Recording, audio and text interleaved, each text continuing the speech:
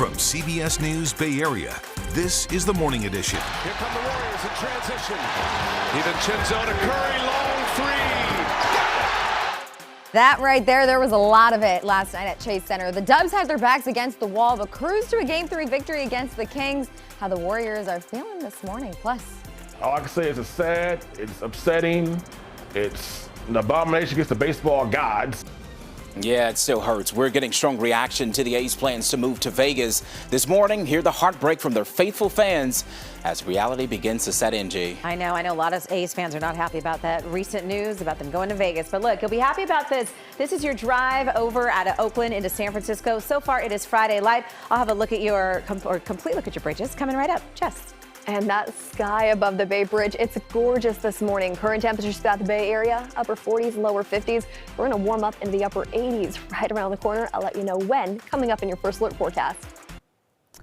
All right, Jess. Well, the Warriors got that much-needed win last night in Game 3 of this series against the Kings, and now stands at 2-1. All right, we know the Dubs have struggled on the road, but back here at Chase Center, they let the Kings know this is their home. Steph Curry went off. He had 36 points in the game, and guys coming off the bench stepped up as well. But here was one of the highlights of the game. Kevon Looney, one of the difference makers in this Game 3. He had 20 rebounds, 9 of them offensive rebounds. I know we'd been saying 12 earlier this morning, got a little too excited, but 9 rebounds of them, 9 of them were offensive rebounds. Still very impressive. The Dubs did all this without GP2 and Draymond Green.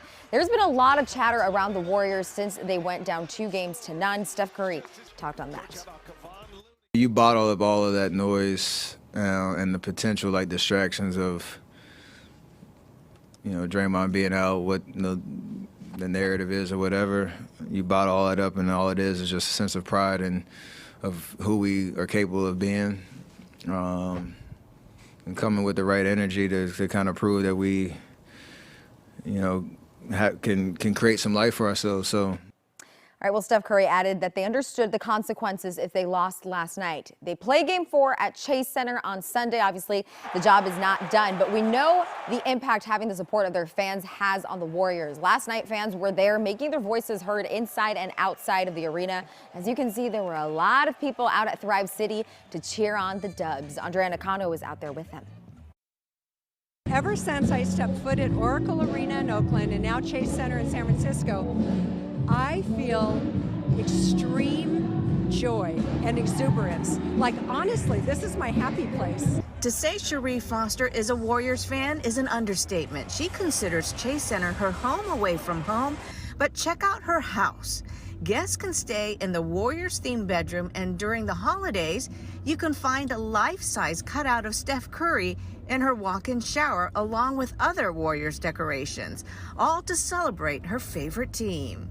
I always loved it, but boy, oh boy, the team we have now, I think is a once-in-a-lifetime, very special opportunity, and I don't take it granted for a minute. I think something we're watching right now may never happen again.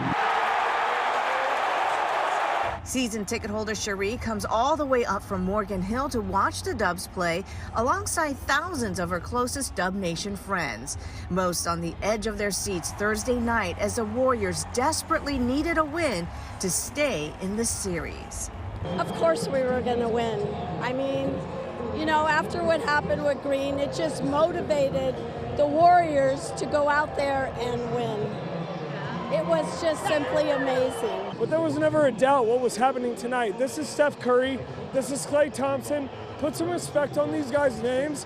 These are generational talents that we are seeing, that we will probably never see the likes of these guys again in the NBA. Last season, we were the underdogs. We won the championship. This is nothing new to us. This is the Bay Area. We're used to being the underdogs. You know what I'm saying? Warriors is 6. That's all I got to say, baby.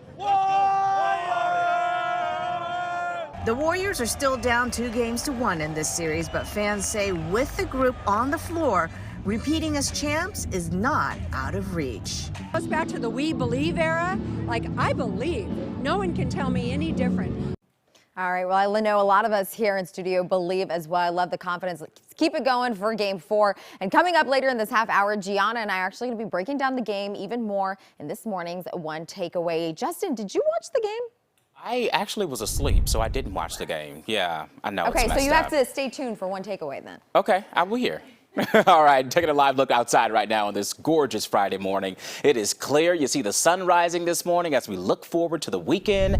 It's going to be more sun, for the next, 7 days? There's no rain in the forecast, and there is no meteorologist in the Bay Area that's complaining about that. Trust me. Is this really your way of telling me to get out and run to train for this half It is. marathon? Okay, so for everyone at home who doesn't know, we last year thought it was a good idea to sign up for a half marathon, and now we're realizing we have to actually train for that half marathon and work for it. And that is the hard part. So hold us accountable, folks. Just kidding. But let's start off this morning with a beautiful live look from our Salesforce Tower Cam. For all of our runners in the Bay Area, this is the weekend for you. It's a gorgeous one out there. All throughout the Bay Area, we're waking up to 40s, 50s, very mild if you ask me. Official sunrise right around the corner. It's going to be a gorgeous one. And I mentioned all throughout the Bay Area right now, we're starting off pretty mild. Take a look at San Jose, for example, 51 degrees right now. But heading into this afternoon, those low 50s are quickly going to turn up into upper 70s, lower 80s. Now, this is for Concord, but even down in the Santa Clara Valley, we're experiencing very similar weather based on our microclimates. Taking a look at our inland East Bay, for example, for the next 7 days, we're going to warm up even more. We're turning the notch up on these temperatures as we head into next week. Daytime highs today for our inland East Bay, low 80s. It cools off a little bit as we start off next work week, but hey, you can't complain when you see upper 80s in the forecast, especially with all the outdoor activities that you could do here in the Bay Area. Our inland East Bay will be one of the warmest spots so far this year, as early as mid next week. So plenty of sunshine to go around, plenty of beautiful running weather. But for now, Gianna, how are the roads looking? At least they're dry, right? I know, right? Which is so helpful for the morning commute for sure. And I spent the day in the city yesterday. I have friends in from out of town, and what a beautiful day it was. Just the sun was shining, great temps, and hopefully that's the case today as well. And think about that too for the weekend. If you're going to go do any outdoor activities or maybe head to the coast, you might see some more traffic than we typically do, as a lot of people enjoy that sunny weather. Right now, it's not bad. Metering lights are on at the Bay Bridge. You've got a few brake lights there just as you approach the toll plaza, but overall is a pretty seamless ride heading into San Francisco. All approaches are clear, 880, no delays both directions. That's a nice ride there as you head between or right around the Coliseum. If you're getting south 880 from Hayward down to about the San Mateo Bridge or maybe just a bit beyond that, we are starting to track a few brake lights there. We'll look a little closer at that coming up next. Justin. All right, Gianna, time now for a look at this morning's top stories. The Supreme Court has until midnight tonight to release a decision about the abortion pill mifepristone after it pushed back its own Wednesday deadline.